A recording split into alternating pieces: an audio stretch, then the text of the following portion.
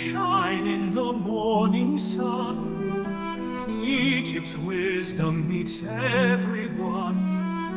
Edu-Next-AI calls the world to see a future we're building for you and me. Egypt co-codes the future hand in hand. AI at the Nile's edge we stand. From our roots to the stars we soar high. Edu-Next-AI we rise, we try. Learning together bright and free. The Nile carries our destiny.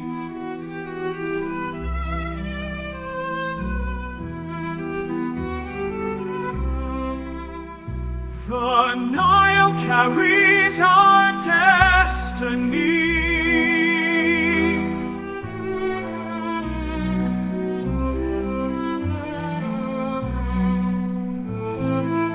Today. And I am thrilled to present a powerful session titled Beyond the Basics, Leveraging AI for Inclusive and Transformative Learning, delivered by a truly inspiring educator and leader in the field, Ms. Christine A. Parsons. Ms. Christine is the program manager at the Toni Jennings Exceptional Education Institute at the University of Central Florida, where she works to champion inclusive education for students with exceptional needs. With over a decade of classroom experience in STEM and a strong academic foundation. So please join me in giving a warm welcome to Ms. Christine A. Parsons as she leads us in this timely and transformative session.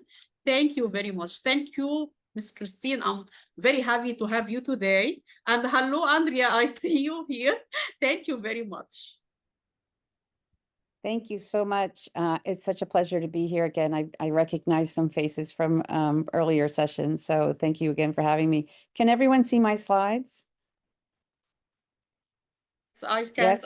Yes. Yes. Okay. Yes. All right. Great. So I know we've talked a lot about artificial intelligence, and I'm always so inspired when I hear from our distributed learning colleagues here at UCF.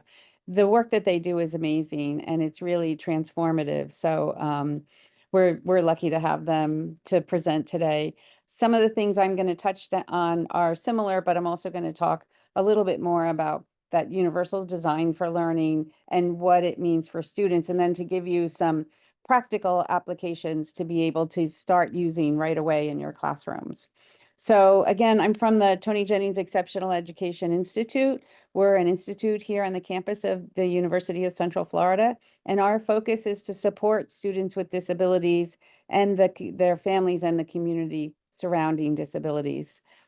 So we really believe that artificial intelligence is going to be transformative for our students in terms of being successful and being able to live independently and work independently, which isn't that what we want for all of our students. So I just want you to take a minute to look at this picture.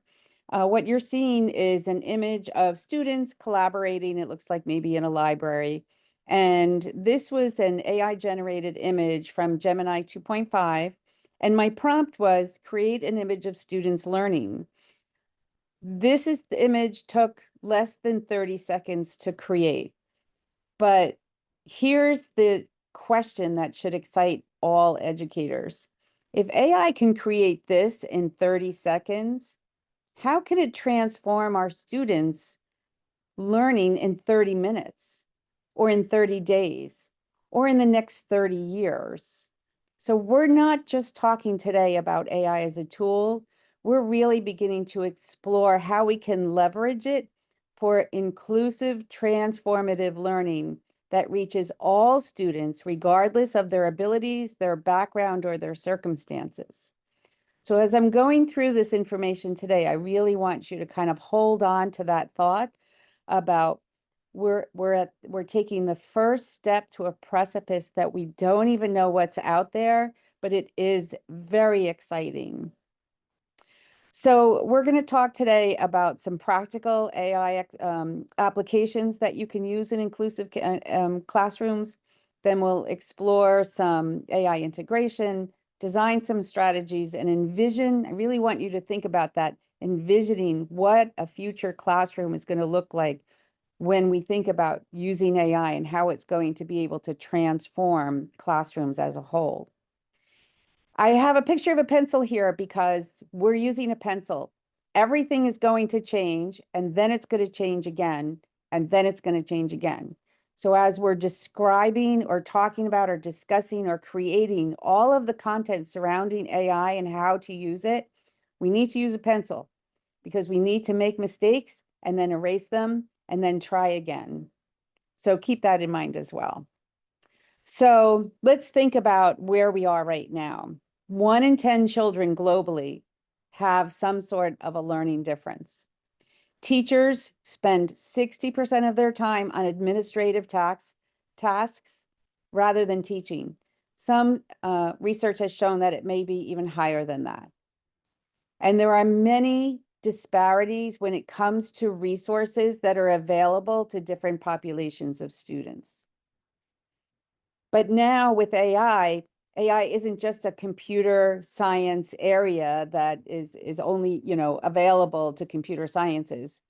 It's really becoming democratized. It's becoming accessible and incredibly powerful for addressing these issues that educators are facing today. So what might that look like in the future? Well, with AI, we can design personalized learning pathways. So we can design an AI that adapts to each student's pace, to their learning style, to their interests. Imagine having a teaching assistant that knows exactly what each of your 30 or 40 or 100 students need at any given time. That's the power of AI. We can create intelligent tutoring systems that are available 24 hours a day, 7 days a week, in any language, providing patient, unlimited practice and feedback for students that are willing to put the time in. We can predict using predictive analytics to identify students who might need support before they fall behind. So with these predictive analytics, we don't have to wait for students to fall behind to be able to say, oh, okay, so you need some tutoring. We can use AI to see which students might need a little bit of help to keep them from falling behind. And then content generation. So we can generate the materials to match your curriculum at their students, at the level of your students, and the culturally appropriate in a cultural context.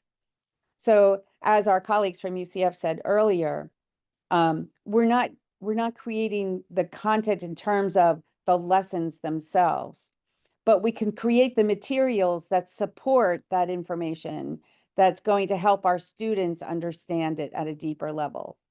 So again, think of AI as your teaching assistant, a dedicated teaching assistant that never gets tired, it never judges you, and it will always have the time that you need, or to provide you with the time that you need to be able to sit with your students and act more as a mentor and a coach than having to deliver information. So let's think about what that classroom would look like. First and foremost, and always, we always want to make sure that we're focusing on human and social interactions when it comes to our students. We need to make sure that they understand and are comfortable with interacting with each other appropriately and not with the artificial intelligence. They need to learn to make human connections. AI can act as a co-teacher supporting your instruction, but we want to make sure that our students are working with each other and making those human connections while they're in the learning process and using AI as a coach. We're also going to have more simulation and augmented simulation, augmented and as well as virtual. So augmented reality is being able to see through what the virtual simulation is. So think about if anybody's played Pokemon Go, that's an augmented simulation, but we can use that to be able to help students, and it's going to become easier and easier to use augmented and virtual reality as we use AI to create the materials that students will be able to be immersed in. I've seen recently the virtual reality system from Apple.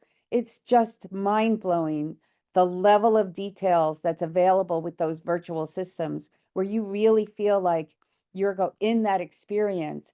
And that's going to be a great opportunity for students to be able to virtually access different types of places around the world, different training models, and really feel like they're experiencing it in real time. Then next, I want to also talk about education in terms of its flexibility, because we know today education is not flexible. We have standards, we have pacing that we have to go through. All students need to keep up. If they don't keep up, they're going to fall behind, and we can't stop and we can't help them. They're going to have to go do that outside of our classroom. We can't teach like that anymore. Education is going to have to be more flexible and more centered on the student when we're working with these AI systems. To work with AI, the students who will be using AI to augment their learning, it's going to be extremely important that we as a system, as a profession, become flexible in that space. Classrooms will become student-centered, teachers will become mentors for your students, coaches for your students, and the student is going to be responsible for their learning. So before we get into some examples of AI, I want to discuss a framework that can help you think about using AI and how to be able to incorporate it into your work and your profession. So this framework is available at CITL.org. CITL is the Center for Innovation, Design, and Digital Learning, and it's just been released. It's a really good framework. It's available free online. You're more than welcome to go to CITL.org to see this, as well as a lot of the other information that's freely available concerning AI and many other areas of working with students with disability. So the framework discusses the integration of artificial intelligence into pre-K through 20 programs, so all education systems. And when we think about this, we have to think, without thoughtful planning, AI's potential to support teaching and learning and school operations may be overshadowed by unintended consequences, such as lack of access, AI literacy over reliance on automation, and data misuse. So this framework provides a structured and actionable approach for education to adopt AI tools to enhance instructional practices and protect student rights, and empower educators, ensuring technology serves as a tool for human betterment, because that's the idea, is we need to make sure that we're incorporating artificial intelligence literacy so that we can create the classroom that protects our students and empowers educators. So some of the main points about using this framework, I'm going to discuss. The first one is to establish a stable, human-centered foundation. You must prioritize educator judgment and student relationships and family input in all of the AI-enabled processes that we're using. Avoid over-reliance on automation for decisions that affect learning trajectories. So even though the AI may be saying a certain student needs some remediation in a certain area, your expertise is what's going to really decide what that student needs. We can use AI to talk about behavior responses or instructional replacement as well, but we need to make sure that we're providing transparency and oversight, and to communicate clearly on how AI tools work. What is the data that they're using? How are the decisions made? who's responsible for making those decisions, and not relying solely on AI, on the AI tool, but using our human expertise. We are as Kevin said earlier, we are the subject matter experts, especially when it comes to human information. So we are the ones that have to make those final decisions. We also want to make sure that we're transparent and we're providing parents and caregivers with clear explanations and opt-out options on what kind of AI tools are being used with their students. And we want to ensure compliance with student protection laws that align with the AI, the use of AI. We in the United States have the Individuals with Disabilities Education Act, which provides rights for students with disabilities, for all those with disabilities. And we need to make sure that when we're thinking about using AI and when we're incorporating our framework around the use of AI, that we're taking into account the laws that are already in place to make sure that we're in compliance and that we're protecting our students. Next is the implementation of future-focused strategic planning for AI integration. We really need to work together to think about and to research and practice what AI integration is going to do to our students' thinking, to their learning, and to our teaching. So creating different types of task forces are going to be imperative. That's why I love being here today, because I know that all of you are thinking about how to use AI in your classroom, what it's going to look like.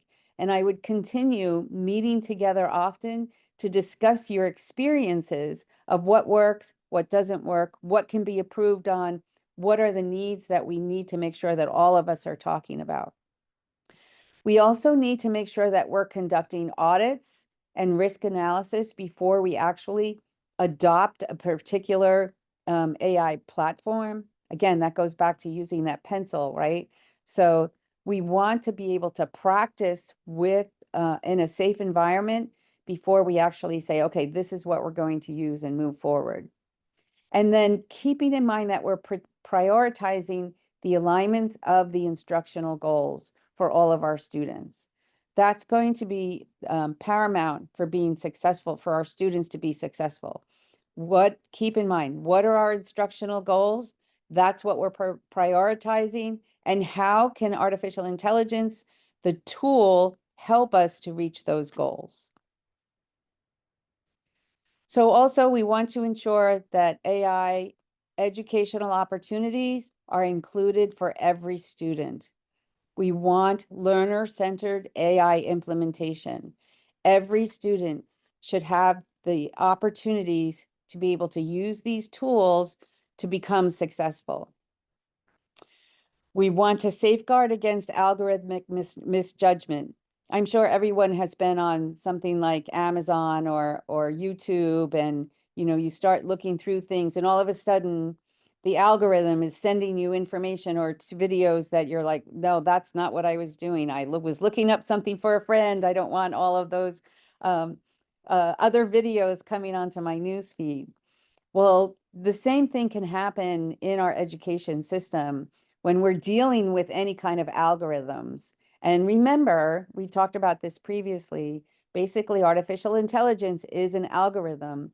And so we, as the subject matter experts, as the humans in the loop, have to make sure that the AI that we're using is not using a misinformed algorithm, or it's not misjudging, the algorithm is not misjudging the work that we want to continue.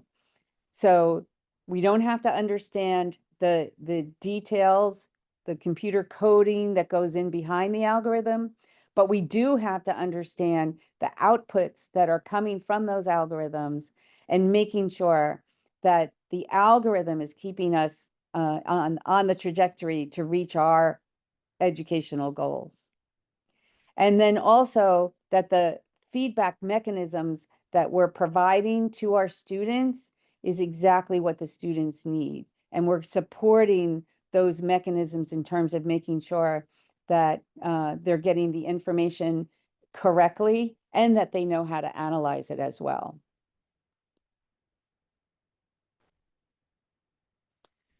So then also conducting ongoing evaluation, professional learning, and community development.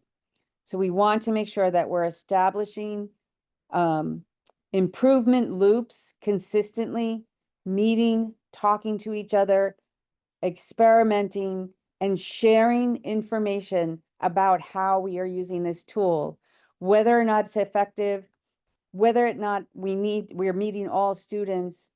And also, are we teaching what's going to make our students successful in the future? We know that the future of the workforce is going to change. There's no getting around that. So are we preparing our students now to be flexible enough to change when those workforce changes come? Because isn't that what education is about? We're teaching our students to be successful adults, to be able to live independently, and to be able to get a job and know what it's like or know how to work hard and to have a good life. And so when we're talking about using artificial intelligence today, we're still not even sure about what's going to happen to these students' future's workforce. So by constantly improving, constantly reviewing, we're going to be able to pivot, use our pencil to make corrections so that our students are prepared for what's coming. We want to make sure that we're training our educators to be informed users and to be decision makers about how the AI is being used, and building readiness for digital judgment across roles. So when I say that, I mean across administrative roles, across teacher educator roles, across affiliated faculty roles, affiliated people like speech language pathologists, behavior analysts, and students, and parents and families. All of us are going to be working hard to make sure that we're creating AI systems that benefit humanity, that it's a powerful tool that will be able to uplift humanity and maybe answer some of those really big questions that we haven't been able to answer up until this point. But we have to keep ourselves as human beings in the loop and making sure that we are the experts and we are designing the artificial intelligence to support the work that we want. So now I want to talk about using artificial intelligence and universal design together. And I'm sorry this slide is so text heavy, but it's important information and it really provides you with an idea of how to be able to use AI as a powerful tool within that context of universal design for learning. So as we begin creating new education systems, it's important always to keep that UDL framework incorporated when we're thinking about using AI. So if you look at this slide, it provides ideas about how to think about AI, of what it can do, and how it relates then to that UDL framework. So for example, the reading support, AI can read the text aloud, it can translate, it can summarize content, it can also level different reading different reading text to lower or higher reading levels. So when we think about, well, what does that have to do with the UDL framework? It's connected to the framework to ensure multiple means of representation so that all students can access the content in ways that work for them. So for example, if we have a student that is, they're learning in their second language, we can provide the content very easily now by translating it using AI so that they can also access that information in their first language, which is going to help them to understand that information, that content on a deeper level. You are going to be able to get this, so this slide deck, so I'm not going to spend too much time here on going through each one. But it's a framework to be able to help you to understand that AI brings the power and then UDL brings the purpose. And when we're thinking about how to build our classrooms using universal design for learning and how AI can help us, this is a great starting platform to be able to understand what that would look like. Okay, so let's talk about some practical tools. There are so many tools out there today. There's actually a site called There's an AI for that you can check to find many different types of tools for whatever you happen to be looking for. If you remember many years ago, there was a tool called There's an app for that, and now we have so many apps, it's just unbelievable. Well, there's an AI for that as well. And the content, excuse me. So if we think about practical tools for creating content today, I'm telling you, there's so much out there. ChatGPT is a great general platform to create lesson plannings or material adaptation. It will create images now. There's also Canva. Canva AI is really great for creating images and graphics. And I think I have an example. And then Speechify is amazing for audio content creation. So if you have very heavy texts, or if you have emails that you want to be able to have that closed captioning or the audio reading from that text, I would look into Speechify. There is a free version. It's very simple to use. You can just copy and paste text and put it into the platform and it will read it aloud for you, but it does a lot of other things too. So definitely check out Speechify. So here's an example of Magic School. I really like, this is a screenshot, but I really like the Magic School dashboard. It's set up because it's very teacher friendly. And there is a free version for teachers to use. There are paid versions as well if you have large number of teachers getting together or schools and districts. And they're really committed to creating a teacher-friendly platform that is based on research-based pedagogical practices. Now, to be honest, I have not seen what their pedagogical practices are and what they use, but I've talked to some people there, and they are committed to being sure that their AI, their algorithms are based on sound teaching practices. And so far from what I've seen with some of the outputs when I've played around with it, is they're pretty good. So I would feel confident being able to use Magic School and practicing with that. Sorry here. Just if you see in this screenshot, they have Chat with Raina. I think that's how you pronounce it. But you can go in here and just ask questions if you're not sure where to go or what to create or what to do. So it's almost like your teaching coach, where you can ask a question. Oh, I have students that are having difficulties in this area and I'm not sure what else I can provide for them. Can you help me? And it'll provide some really cool recommendations. There's tool recommendations. There's an image generator in here. You can create assessments in here. It will create multiple choice assessments and open-ended questions. It will help you with lesson planning. It creates worksheets, study guides, presentations, and then the list goes on. And like I said, I really like this because it provides all of the information that you need, or all of the AI tools that you would be required in one place. So you don't have to go to ChatGPT for one type of thing and then Canva to create an image and then someplace else. Everything is all here.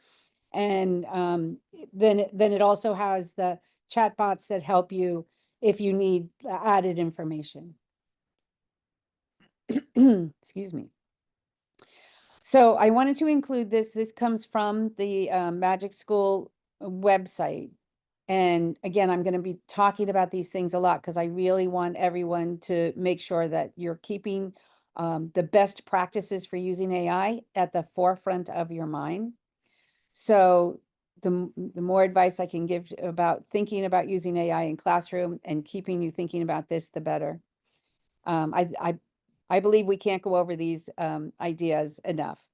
So back to that pencil, we have much to learn about using the tool effectively. You are the experts when it comes to your students' learning, and what you are the experimenters with these tools right now to assist in your students' learning. So we want to make sure that we're always checking for bias, checking for accuracy. We know AI is imperfect and it might produce biased or incorrect information. So we always want to review the information before we're sharing it with students. And if we are doing it live, that's fine. But then we want to say, okay, first thing, students, let's check for the accuracy. And how are we going to do this? Is there any bias here? And how do we eliminate that? AI suggests using the 80-20 rule. Let AI handle the initial 80% as your draft, then you add the final touches as the last 20%, because you are the final expert when it comes with teaching human students. Trust your judgment. AI is a good starting point, but it's not the final solution. And you always have to adhere to your school's guidelines. And then protect student privacy. Never include student names or personal information in your prompts. Like our distributed learning colleagues at UCF said, what we have here at UCF is protected. It's enclosed. It's not shared with other AI systems. So we know we can work with it to include student information. But even then, I'm always a little suspect, and I always try to use de-identified data when using anything with AI. And you want to make sure that the AI systems that you're using allow for that protection of student information. Okay, so here's the example of Canva creating an image. And you can see my prompt here. It's a very simple prompt. All I asked was create an image of an atom. And it gave me these 4 images, which aren't bad. You know, it took like 15 seconds to be able to create these images. So if I needed something quick, I could do this, create this image and put it into my lesson plan. If I wanted something different, I actually could enhance the prompt further to say, make the electrons orange color and make the nucleus a different size and show the relationship of the nucleus with the electrons and the amount of space is involved. I could have it provide different AI or different atomic models. It's the prompting that's going to be able to provide you with the information that you want. So instead of using AI more as a Google search where you just put in a question and then you get a result and you go from there, have a conversation with the model so that you can refine the information that you're getting back from the artificial intelligence. That's a really easy thing to do. And it's a great way to teach students about prompting too. Using images to create prompts, because you have a really cool visual of exactly what the AI is responding to. So it allows that critical thinking of students saying, well, I'm creating this image. It's not exactly what I wanted. How do I change my prompt to get exactly what I want? And now they're thinking critically about being able to do that. And I like the idea of using images for that process, because it's easier to be able to immediately see what the result is that we're getting instead of a long text process. So it's a great way, it's a great starting point from when you're teaching prompt engineering, is to create simple images from a simple prompt and then try to make it more complex and more complex to create the image that answers the question that you're looking for. So let's talk about some practical tools now regarding assessments. We talked about Magic School has a lot of information in there about looking at assessments. There's a new program called GradeScope that I have not used it for large grading, but I have played with it a little bit and it looks very cool. Socrative is another real-time comprehensive checks. They make quizzes and it works very easily. And then of course, Magic School. I want to show you an example from GradeScope. So I taught chemistry, and chemistry is notorious for having complex questions with complex answers. And students often will, get part of the answer correct, and you want to be able to weight that and to be able to provide fair grading for all students.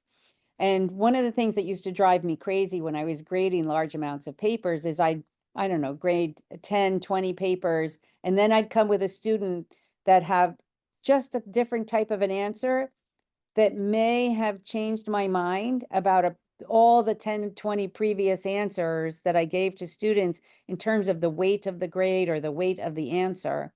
So now I'd have to go back and manually change all of the previous tests so that I could be fair among all my students. Well, what Gradescope does is it keeps track of all that information. So if this is my, let's say, 50th student, and I decided, oh, this partial answer here probably is a better answer than what I gave the previous students, I can change it here and it will automatically change all of the other grades and either take away or add points to all the previous exams. And I don't have to go back and do that manually. That alone made me want to be able to look at this program again. But it also gives you real-time data, and it can also create grading for multiple choice tests, open-ended tests, and computer science tests, physics, math, science, some of those tests that are really much harder to grade. And I think this is going to be really helpful in terms of saving teachers time and grading fairly among all students, because it actually keeps track of everything. So you don't have to keep track of that all in your mind. So what about tools in terms of translation and accessibility? So Google Translate, of course, is amazing. You can easily translate your text, your content for students that are learning in a different language.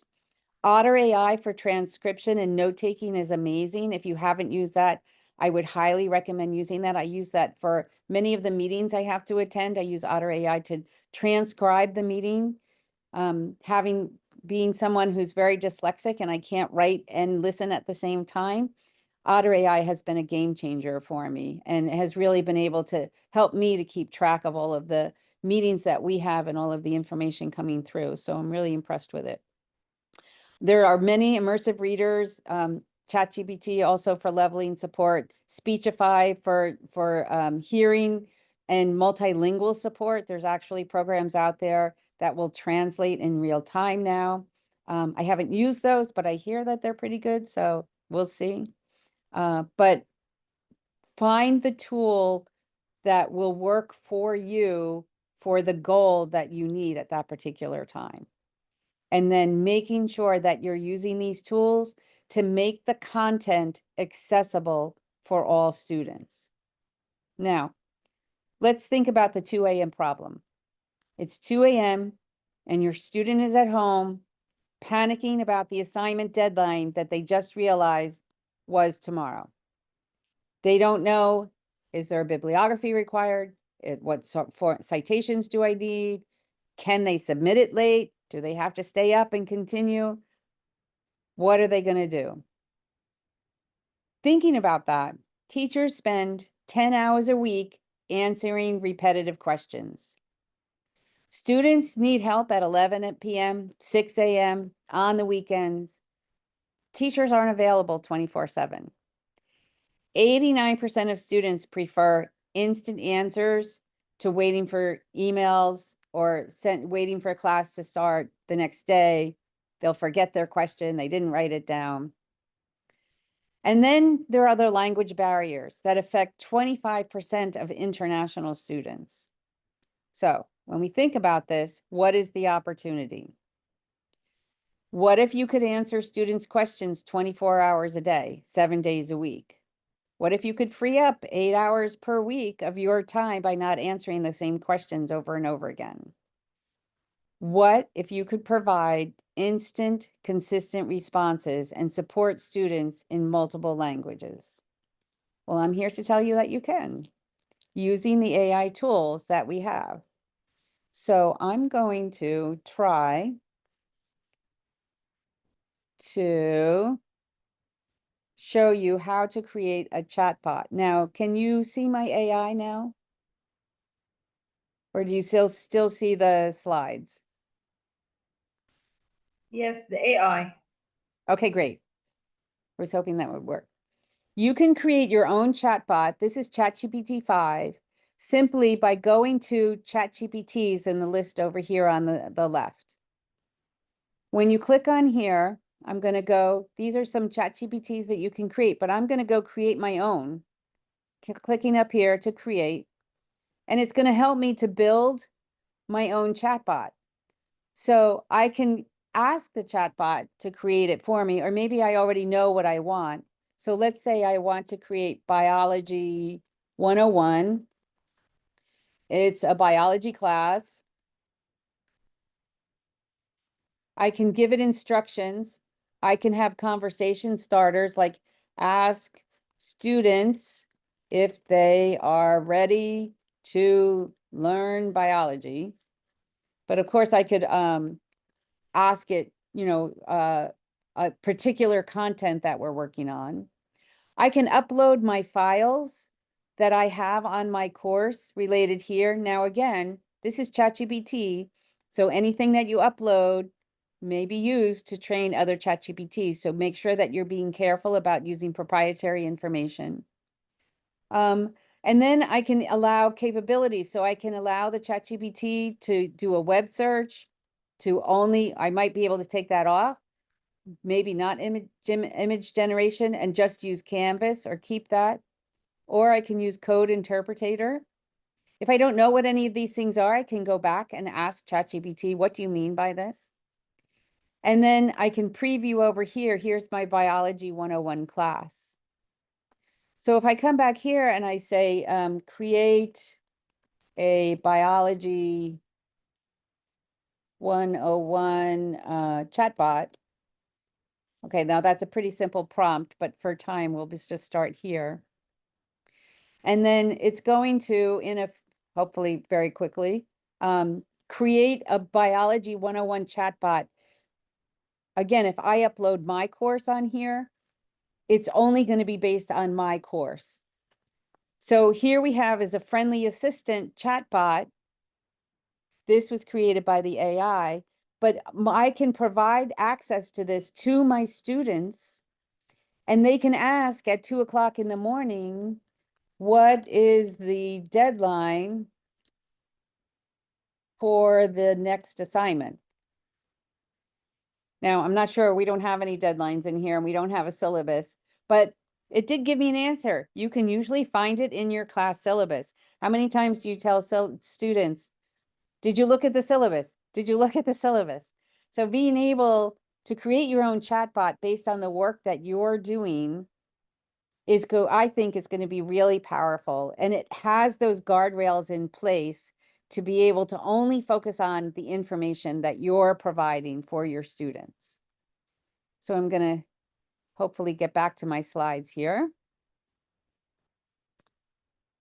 So I wanted to talk also about Notebook LM, and I don't remember if we've talked about this before, but Notebook LM is extremely powerful. It's provided free through Google. There is a paid version, but the free version is amazing. But you can use this with each of your courses. It will summarize text quickly. It generates questions and answers. You can have a conversation with the information.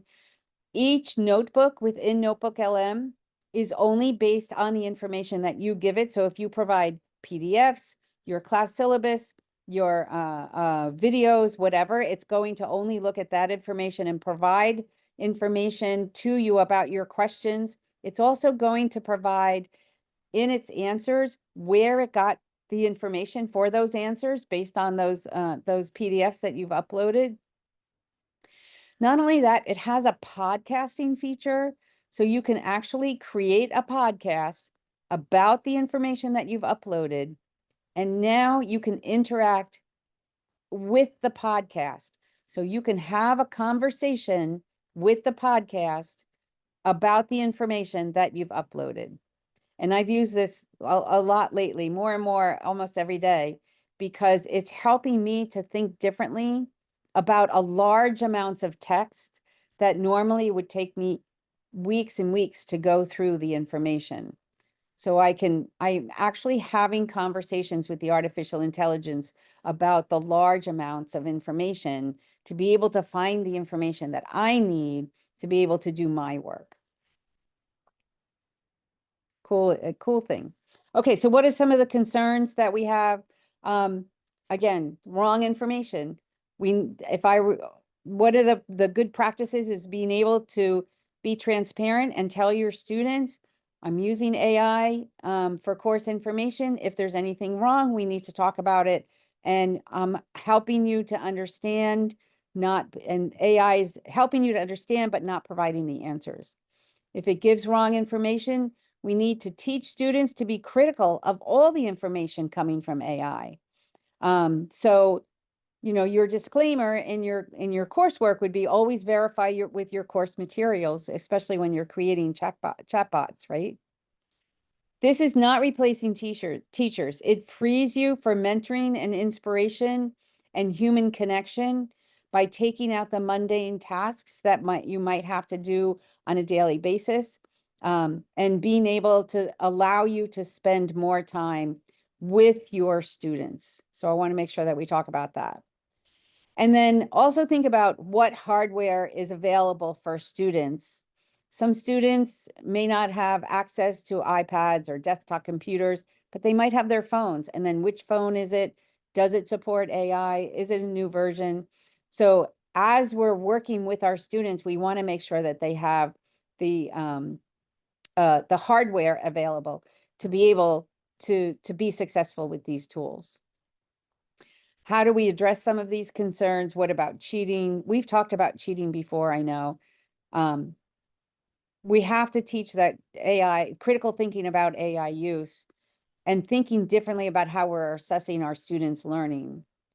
We know what causes cheating, and we can address those causes than just thinking that AI is going to be a tool for cheating. Students have lots of tools for cheating. I wouldn't worry about job security. I honestly believe that artificial intelligence is going to require more teachers, but the teachers are going to be more effective and more efficient. Again, I can't say it enough that we need to be equitable in our use of AI and making sure that the AI is available to all students and that it's keeping our cultural values and our systems the way that we want them. We are the subject matter experts, and we have to make sure that that our students are learning the information, and that we celebrate cultural diversity as well in learning. We talked a little bit about cheating, and I think I've seen this before.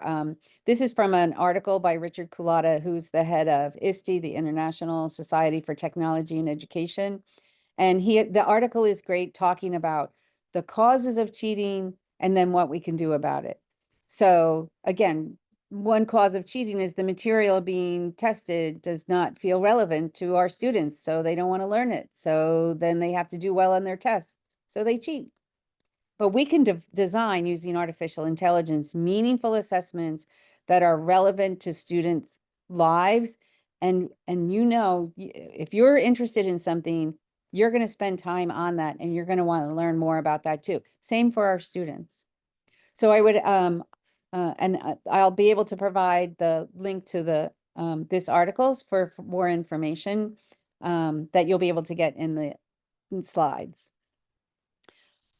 I can't talk about this enough. We want to make sure we're responsibly using AI in education, that we're looking for bias, that we're talking about ethical and privacy concerns, that we're encouraging critical AI literacy for both teachers, students, and I would add families there as well, and that we're being transparent on the use of AI.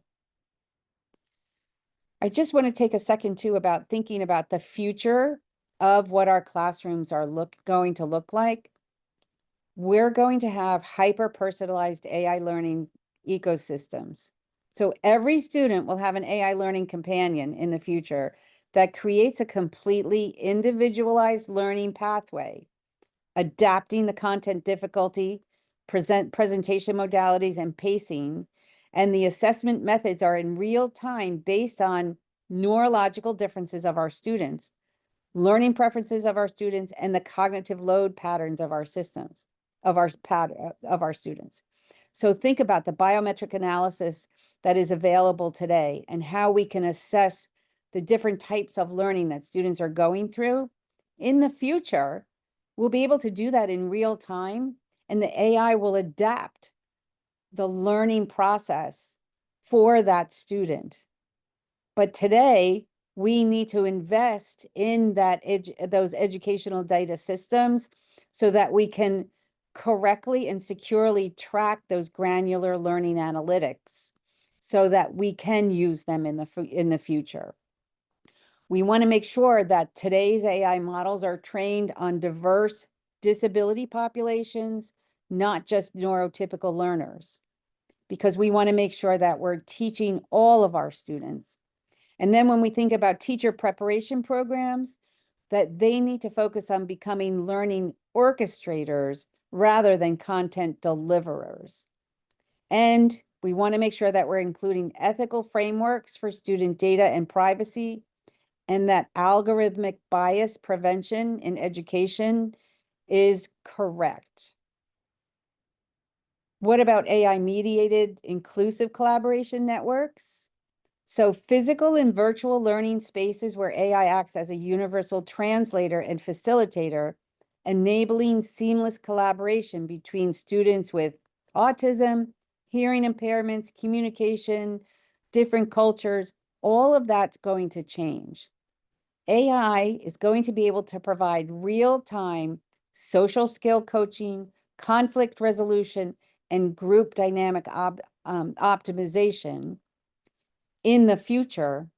But today, we need to invest in multimodal AI systems that can interpret and translate between different communication styles, between sign language, between using assistive devices, between verbal speech, between behavioral cues.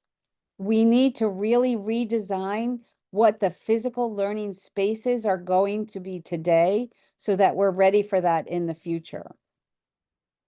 And then when we think about predictive intervention and workforce readiness systems, AI is going to be able to continually analyze patterns with student behavior, academic performance, engagement, being able to deploy preventative interventions to career pathway recommendations tailored to each student's unique profile and the evolving job market. So if we think about that in the future, what do we need to do today?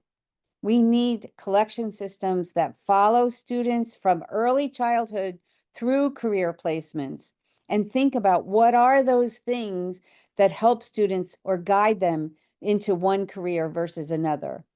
And we need really close partnerships between schools, employers, and disability service organizations to develop predictive models that account for the complex interplay between disability, socioeconomic factors, and individual strengths to provide training programs for transition specialists in AI-assisted career counseling.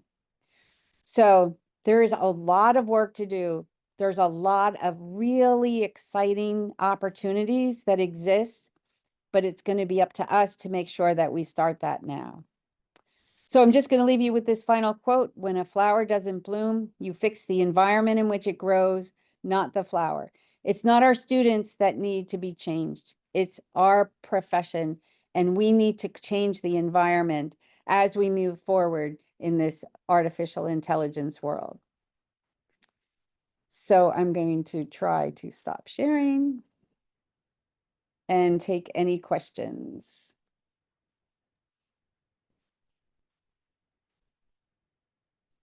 We have a lot of people here. I will give them. They already can unmute themselves, Amani and Azza. So please, any of you, unmute yourself and start speaking. Hello. Hello, Dr. Christine. Pleasure having you here in our Edu-Next conference. First of all, I'd like to thank you so much for your beneficial, inspiring session as always. I'd like you only one request to shed the light on the ethical considerations when using AI tools in classroom. Just highlight this point, the ethical considerations. Yeah. Right, exactly. So we want to make sure that the AI information that's being presented is correct, unbiased, and includes all human beings. So is it culturally responsive? Is it ethical, meaning is the information correct? Is the information that's being provided based on our subject or based on our knowledge, the right information for our students to learn? Does that help a little bit? Yeah, thank you so much. Thank you. Hello, Christine. How are you? Good. How are you? Great. Thank you so much for being here with us today. As always, you are part of the Edu-Next-AI family. You are always welcome to the program and welcome to Egypt Thank you. anytime. I know Thank it's you. going to be very cold very soon in the States, so you are welcome to try our warm weather. Fortunately, I'm in Florida, so it'll be warm here as well. Oh, okay. Yeah, sure. Yeah, but Well, I'm very interested in your new museum. So yeah, Yes, I'd like it to will come. open of in course. November. So we invite you to come to Egypt in November because we have a great event in Egypt and they prepare it from now. It will be amazing. And will be very incredible if we have you in Egypt and Andrea as well. Yes, I want you all to be because you are, yes, Andrea, yeah, I would be happy to have all of you and to see you face to face as we saw each other before in Florida, but I want to see you here in Egypt. It would be great. That would be great for us as well. Thank you. Yeah, I would love to have you. So my question to you now, Christine, thank you so much for mentioning that teachers now would have their own twin that actually responds to the students 24/7, and for no one has an excuse to not learn something new. Now we don't have any excuse. AI can answer all of our questions. So I wonder, how would AI handle cultural differences, gender bias, especially because chatbots and LLMs, they are trained on yet limited data. So what do you think when this information comes from one source, two sources? How do we achieve inclusion in its broader picture? Yeah, that's a difficult question, but an important question. I think actually using artificial intelligence, it's the important question. And that's where we as the human experts have to make sure that we're critically thinking about the outputs that the artificial intelligence is providing. So for example, ChatGPT is basically trained on the internet. We know what's out there on the internet. So when we're providing prompts and working with our students, we need to really critically look at the information that is coming from that, knowing that it is trained on biased, non-inclusive information. We can also insist with AI tools as a collective that the manufacturers of these tools, because they're being manufactured from companies that have their own agendas, we as a profession must insist that they are trained on pedagogical, correct, unbiased information and training data. It's even possible that you can create your own training data as well. And it's getting easier and easier to do that. And I'm finding myself now, I'm like, oh, if I want to create something, I'm like, well, I can't code. I'm not a computer expert. I don't know how to do that, but I can go and ask how to do that. And I've done that recently with ChatGPT, with Claude, with Gemini. I will ask, I want to be able to you know, learn how to code or learn how to create an app or learn how to create an LLM or learn how to create a chatbot. And it provides really good technical expertise in terms of how to do that. So the question that you asked is very, very important. And we as a profession need to stand up to make sure that the manufacturers of the AI systems are answering that question for us. Thank you so much.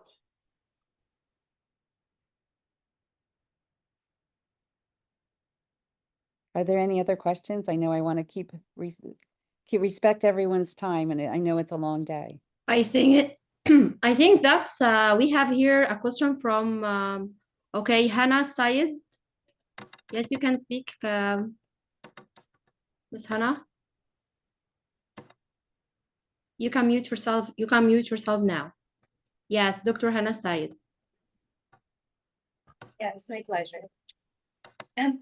First, Christine, thank you so much for this amazing, outstanding, and highly insightful session. But let me ask a very important question, because I deliver writing courses at the university. So as you mentioned, in writing skill, I can use AI tools to help the learners brainstorm, revise, and edit their topics or their ideas. But I face a very serious problem with my students, that some students use AI tools, and instead of brainstorming ideas, to copy the topic itself and deliver it to me as assignment to be graded.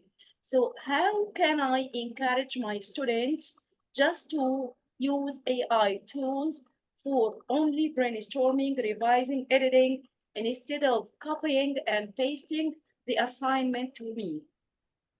Yeah, you're not the only one that's had this issue as well. And, you know, we go back to that issue about cheating and thinking about how we're delivering our lessons.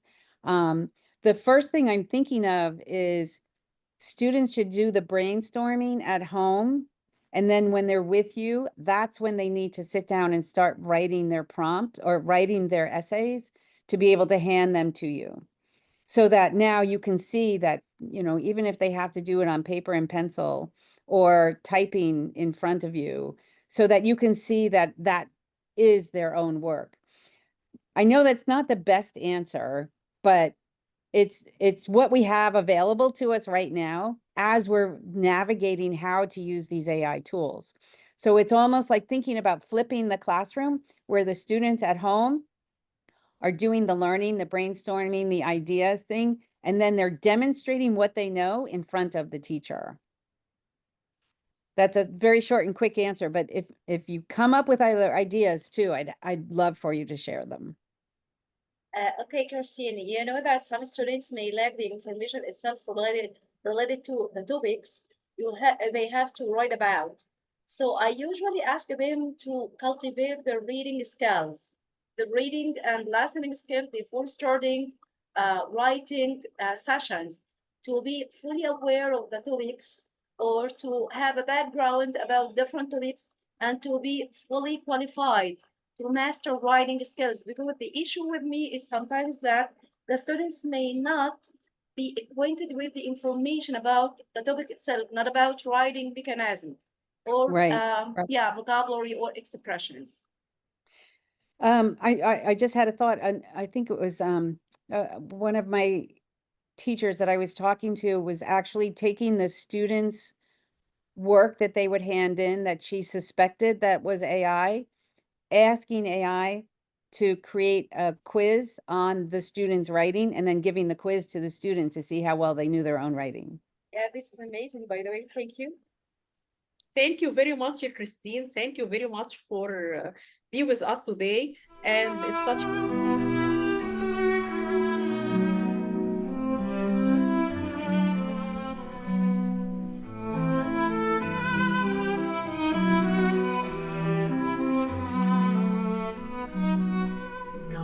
Waves shine in the morning sun. Egypt's wisdom meets everyone. Edu-Next-AI calls the world to see a future we're building for you and me. Egypt co-codes the future hand in hand. AI at the Nile's edge we stand. From our roots to the stars we soar high. Edu-Next-AI we rise, we try, learning together bright and free. The Nile carries our destiny.